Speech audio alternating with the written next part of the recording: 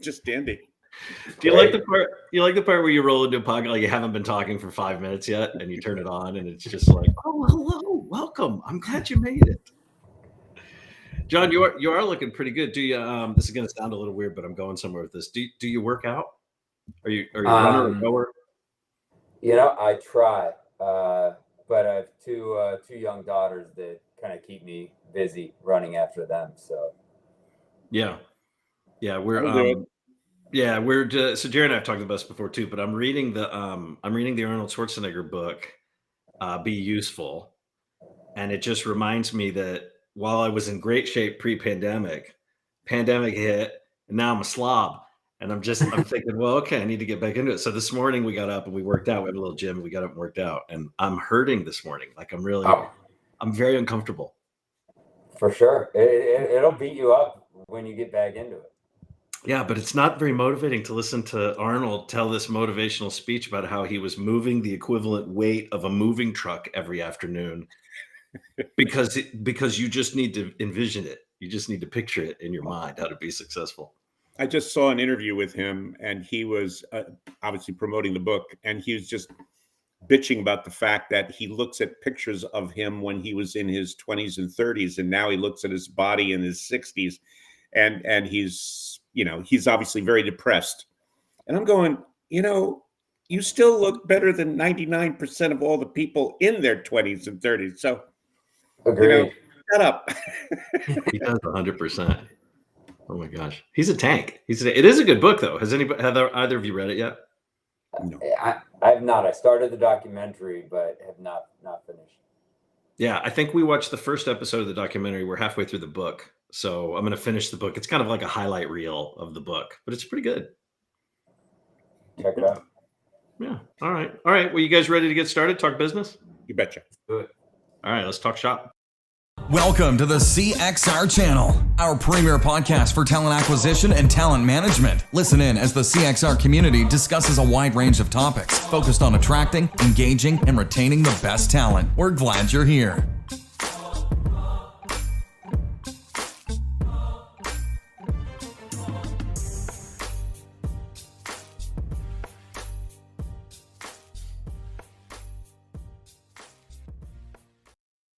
All right, everybody, welcome back to the show. I am Danny DeVito, and with me, my sidekick today is Arnold Schwarzenegger. How are you? How are you, Jerry? So good. That's horrible. That's as bad as my Godfather. It's absolutely as bad as... No, nothing as bad as your Godfather. When we wrap up, I want you to tell everybody that you'll be back. Can you do that for me? All right. Look, if you're just jumping in, you're joining us. Just as a reminder, we are streaming on the YouTube, the Facebook, the LinkedIn, whatever the heck the X or the X, the Twitter, whatever that's called nowadays. You can join us there. If there's a chat window, we're going to ask that you go ahead and say hello in that. If you've got questions for our guest today, we're pretty excited about this. You can ask those questions. You can throw in your LinkedIn profile. You can just connect. We'll do our best to throw those up on the screen. We do go back. If you're watching this after it's aired, we do go back and answer any questions that come up in those. We check those from time to time. A little bit of housekeeping before we jump in really quickly. Jerry and I want to share. We've got it's still it's kind of beta-ish. I would say, but we have done you agree? We've done a pretty massive update or upgrade based on our member feedback and some member ideas to the directory, the solutions directory that we had. For those who don't know, and I think we mentioned it on a previous show, we created this directory because our members were asking for a list of basically the tech stack, right, and solutions that their peers were using. What ATS were they on? Did they like it? That sort of thing. And then has it been 5 years, Jerry? Maybe? Yeah, about 5 years. This thing has evolved from a spreadsheet that we would share into its own platform that now has, I want to say we've just cleaned it up because so many acquisitions, so many merges, so many craziness over the last couple of years with tech, and solutions. I think we're about 350 vendors sit in there. These are vendors that at least one of our members said that they use, and we've got about 6,000 ratings and reviews that have been collected, and we're porting those in. And that's key. I mean, that, and I think some of the features of the kinds of information we're collecting and the ability of each member to be able to reach other members using the tools so that from a peer platform point of view, they can benchmark why people are using it, and how well it's working for them. Yeah, I'm excited. We added a couple of things this morning. There's a calendar link. So if they're a vendor, a solution provider in there, they can add a link directly to an appointments page. They can add a one-click download. And then we also opened up the social aspect for our members. So members who are logged in and have submitted ratings, and we've collected those, they're going to be able to go in and see their peers immediately who have also added ratings. Right. So none of this anonymous crap. Once they're in and you've added those ratings, you don't have to reach out to Jerry and I and say, can you connect us anymore? Now you can connect directly to them. So if you want to check it out, cxr.work/directory. It is a work in progress. So if you see something broken or it's missing a feature, let us know. Whole thing designed and developed and delivered by our membership. So we're pretty excited about it. Cool. All right. And as a reminder, we will be in Sydney, November the 29th. So if you want to come out, I think we've got almost 50 people registered for that meeting. It is free. We are not charging for that, of course. Our members can join, but we're also inviting people who are not members. Come in, strengthen your network, learn a little bit. We're going to be talking strategy. We're going to be talking, what did somebody say? Strategery. We're going to have some strategery sessions. That was a royal we, because I'm not going. I can't get my Airstream across the Great Divide, and I'm certainly not going to be sitting in economy anytime soon. Jerry, I'm 99% it will float. I'm 99% it will float. If you're interested and you want to learn a little bit more about that, cxr.work/Sydney. It's that easy. All right, so I want to go ahead and bring in our guest today. There you go. Ooh, maybe. Let's do it again. We're having a glitch. There's a glitch in the matrix today. There he goes. All right, John, can you hear us okay?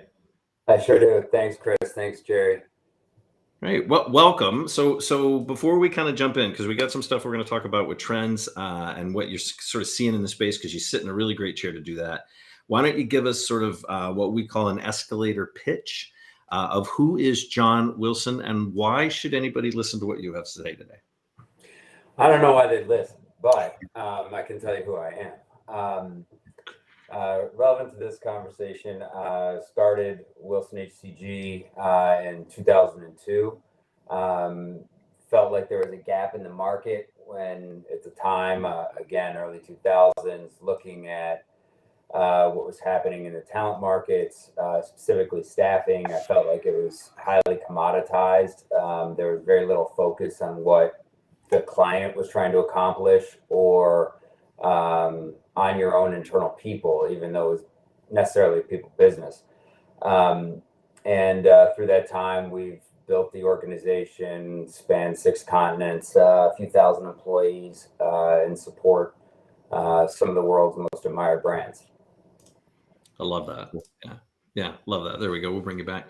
So so John, we're going to talk, and you have been doing it a while. I mean, 20 plus years, but and WilsonHCG is not small. Right? Yeah. You're in 65 countries and 6 continents. Is that what I read? Yeah, that's correct. I mean, it's interesting because when you support global clients, you start finding yourselves in markets that you didn't even know you would ever do business in, or let alone employ people in. But it's been a very exciting journey to see how similar people are, no matter where they are in the world, with the same wants and needs and desires for themselves, and then the different customs and how that all can mesh and merge into a corporate culture. I love that. So I have a list of things that are kind of going on in the space from a topical standpoint that have come up in conversations in the meetings we had this year. I want to give you a chance, John, to float up anything that you think we should most certainly be aware of. But can we just start from a technology standpoint? Sure. of sort of trends and what you're seeing? Yeah, I think there's a gap right now between what people are talking about and what people are actually doing. And everyone you speak to is talking about AI and how it's going to change and continue to evolve, especially as it relates to recruitment and how people do their jobs. I think all of that is probably accurate at some level, that AI is going to be a force as it comes to back-end recruitment operations, as it will be instrumental on the back end of all business operations. I do think that we are getting ahead of ourselves if we think that that AI is going to replace recruiters. I always challenge people, walk around your office, ask them if they got a call from a robot, would they be in the job they are today? It's an astounding no. What we're seeing companies use, and I think this goes into a larger trend of the growth of the CHRO, the focus on data and analytics and being able to project and see a little bit into the future is really top of mind. I think we've seen a focus on the contingent labor markets becoming more part of the CHRO's remit, and there's a focus of how they can start seeing things holistically and then being able to action from that data. Cool. Yeah, it's definitely a call out. I mean, I think one of the conversations we've been having is around this whole, how does AI play into direct recruiting? And it's kind of interesting. We had we were out in Napa. We did a leadership summit just a number of weeks ago. Feels like yesterday. But we had a gentleman get up and he starts sharing information about these different aspects of analytics with regards to application rates. And he mentions the fact that they have already scrubbed, and I think this was new to quite a few people in the room because you kind of heard the room do it, but they had already scrubbed the AI applies from the data. And I think for a second, for some of the leaders in the room, they're like, what do you mean AI applies? Like we can use AI for this and that, but candidates are using AI too, which was kind of interesting. And I don't know if you guys have heard of it yet. Lazy apply. Have either of you seen this yet? I have not. Oh my God, the numbers make sense. So I have a Gen Z kid who, was applying for work, getting so frustrated, applying to all these places, not get back. And the pitch that you give to applicants who are struggling, it's kind of a numbers game for the most part, especially when the candidate experience is so shitty, right? For the most part. Lazy Apply is this AI powered service. And I guess for $200, you get a lifetime membership. And this provides a solution to automate your job applications. So it will target thousands of jobs based on these inputs or these parameters that you put in. Now, it's wildly inaccurate because it guesses some of the screening question, right? It's not really AI, right? It's just this bot going through and filling it out. But I read an article this morning. There's a gentleman who had applied for 5,000 jobs while sleeping for this $200, and it led to like 20 interviews for him. Yeah. And so, that's way more interviews that he's getting applying to like 100 on his own.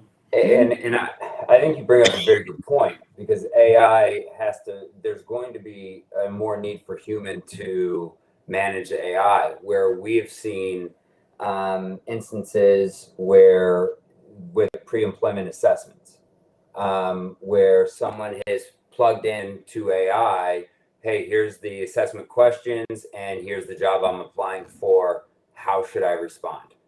And we started seeing a trend with a client where for a few weeks, they were having almost perfect matches from the assessments. And the in the historical rate was about 0.01 people were coming up as like a perfect match. So I think there's going to be more need to validate data and make sure you're trusting data. John, can we get a bot to check for bot answers in Really? our bot application? So true. Yeah, it's going to be pretty interesting. I think so. Some of them, I think Sonora was $80 a month. I think Massive for like $39 does 50 apps a week, but with a human reviewer. So I do think it's a problem. But I think it's a quiet, not to steal quiet quitting and all the other bullshit labels, but I do think it is a quiet problem. Yeah, I agree. And I think it's just going to come where as it gets more advanced, when you think about the downside of being an individual who does that or utilizes that service, at what point is AI going to be able to give us the ability to reputation manage somebody, or be able to see how many jobs they've posted for or applied for?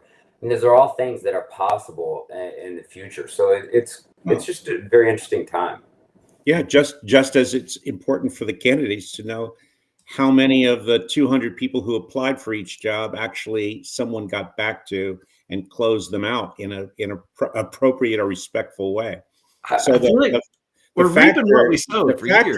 The whole thing here is it's just coming into power, if you will, that we have not had as candidates ever. But employers have had the power to make the decision and ask for every piece of information a candidate is supposed to give. Now we're going to start seeing a hell of a lot more on the part of the candidate being able to get or infer information that they've never been able to do. And by the way, Chris, if you apply to 5,000 jobs and got 20 interviews, that's still less than 1 per 100. So fundamentally, I like that whole piece because now 20 might give you at least one offer. I kind of feel like if I put my recruiter hat back on, I don't care. I don't care how many jobs you apply to. If you make it to my desk and you're qualified, I don't care how you got there. Exactly.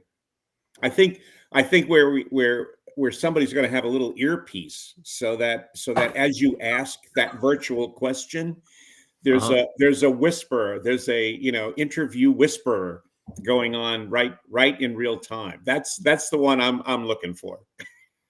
But I think that's going to, and that may happen. And I believe that companies are going to have to focus a lot more on L&D and getting certain people in the door and upskilling them to the job they need them to do. Great point, John. And as well as, making better use of the people you have internally and helping upskill them so that they can continue to move within the organization. 100%. Very cool. I agree. I think it's super interesting. I think the number of TA leader, and one last comment on this one, I think the number of TA leaders who are now experiencing that candidate experience, that lackluster candidate experience, combined with, Jerry, your point, that shift, that balance of power shift to sort of level the field for the candidates. I do think we can expect a reemergence of a focus on candidate experience. I think it will be different than we've ever done it, but I do think that's coming in 2024, 2025. Yeah. How about the staffing industry itself, John? I mean, you're seeing two sides of all of this. You have, obviously you have a lot of clients, you're seeing, you engage them, you're seeing how they're operating, et cetera. But you also are part of an organization that goes way up in the good times very often and gets hit often the first and hardest during the tough times. Yeah, it's been a very interesting year, and I think the point that I think leaders are facing, regardless if it's in our industry or outside, is that there hasn't been an event. This is the first time in my career where we've seen a market downturn that hasn't been preceded by a global pandemic or a global financial crisis or a bubble bursting. And that, coupled, I think, with the high interest rates, it's driven uncertainty across the board, which has made the employment markets in a lot of ways freeze up, similar to a stock market, where we're seeing very, very little voluntary resignations within organizations. Wall Street Journal just did an article last week about it. And at the same time, all our research and all our data is saying people are as unhappy as they've ever been in their current jobs. But what that uncertainty does, it drives people not to make big decisions because there's uncertainty. And I think that kind of coupled with the miss that I believe the BLS numbers that most people look at have been wildly off. And as we saw last week, a down jobs number, and then they revised down another negative 300,000 jobs from the prior 2 months. So it makes it very hard for people to have a real understanding. And I don't mean myself, I'm thinking, CEOs of big companies, when they're deciding, should we invest in talent right now or should we hold? A lot of them are holding. And it's not that they're on major hiring freezes, but they're not thinking about growth. So there's it's a very uncertain environment. Something like I've never seen the uncertainty. I wouldn't say it's bad time or good time, just uncertain. Interesting. So let me shift gears just a little bit, because Dell issued a report, or shared a report, I guess, this week, or at least I found it this week, but it was recently published, where it was a whole bit of research on Gen Z and kind of their outlook from a economic scale, from can the government help fix things or right the ship, from an employment standpoint. John, do you have any Gen Z predictions from where you're sitting and what you're seeing? So their integration into the future workforce, like from a TA perspective? Yeah, I think we're always evolving. I think just the general population, as they come into a workforce, evolves. I mean, I remember when I first started, I was wearing a tie every day to work. I'm wearing jeans right now, and this is about as dressed up as I get. And that was just that evolution happened from different generations coming into the market. But I do think that there's defining events in the workforces for each generation. And everybody was saying, "Oh, the millennials are going to be terrible. The millennials are going to be terrible." Financial crisis hit. Millennials ended up not being that terrible, but everybody said they were going to be. It's the same thing as we look at the different generations. Every generation that comes in, they're going to be worse than ever, and they figure it out. So I think with the way that the environments inside of companies have changed and evolved, where it's very rare that you see a company that has everybody working. I mean, I'm working from home right now. Both of you appear to be working from home. Work can get done anywhere. And so the thing that I worry with Gen Z is the remote working, is the lack of in-person mentorship that can just not occur because people aren't face to face. But again, I think we just have to continue to evolve, and what the workforce looks like today is not what it will look like in 5 years. Yeah, I think it's pretty insightful. I mean, I would totally agree. I think one of the biggest challenges that generation's probably got in front of them are some of the norms that a lot of us took for granted that we learned in the workspace. Just basic etiquette or interactive, when we're interacting with leaders or we're interacting with colleagues. And I think they aren't getting that sort of, what would you call that, field education, right? That informal sort of education piece. I don't know that I can't make a prediction to say that they will suffer from that one way or the other. And John, I love your point of, it does feel like every few years there's a barrage of articles on how to deal with the next generation, right? We're all, everybody gets to be, get off my lawn Right. for the next 5 years. But I think it's pretty insightful. Well, I think on the flip side of that, and the big positive that new generations and the younger workforce is bringing is when 20 years ago, when you think about diversity and inclusion, this is real. I mean, you had people who were a lot of racists and bigots and stuff like that. That were inside companies making decisions. And as things have evolved, and I think are just as people have changed the mindset or the way of thinking, where that stuff for somebody who's Gen Z, they couldn't even comprehend it, that there's those type of people out there inside organizations, which I think is a huge positive and something that's going to drive our workforce to be stronger. So I think there's positives and negatives with every generation. I don't think this one's any different.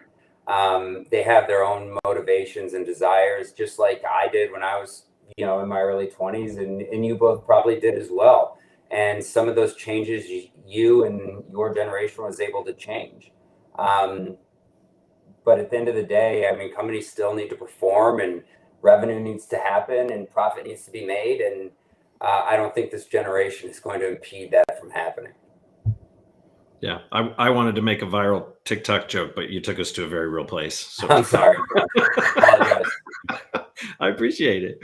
Give us one more question for you, John. What do you see as the biggest challenge ahead for big organizations over the next year? Like the biggest hurdle that they should probably look out for? And there's no money on the line here, obviously, but like what should the big watch out be for 2024 for the bigger orgs?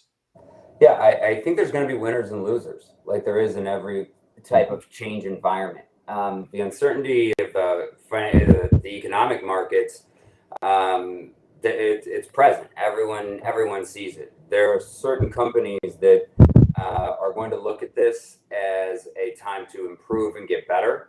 Mm-hmm. Others are going to look at it as we need to cut and wait for the good times. And as anyone who's ever bought or sold a stock before would tell you, you want to buy when it's low and sell when it's high. And I think companies are going to have to make that decision as they head into 24, which side of that they're going to be on.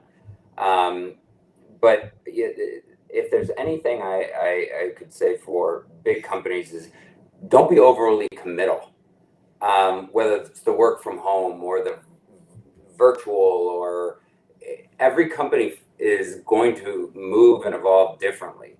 And to set something as this is just the way it's going to be, I think two things will happen. You will attract less fantastic talent, and you will drive certain people away. Being flexible and understanding and continuing to understand what the real goal is of an organization is really critical for short-term and long-term success. I love it. Don't recruit in absolutes is kind of what I took away from that, right? Be a little flexible. Yeah. Good stuff. Well, John, we asked this of everybody before we cut them loose. If you were going to write a book today about the state of things, and maybe even for 2024 predictions, if you wanted to, what would you title that book? Cautious optimism. I love it.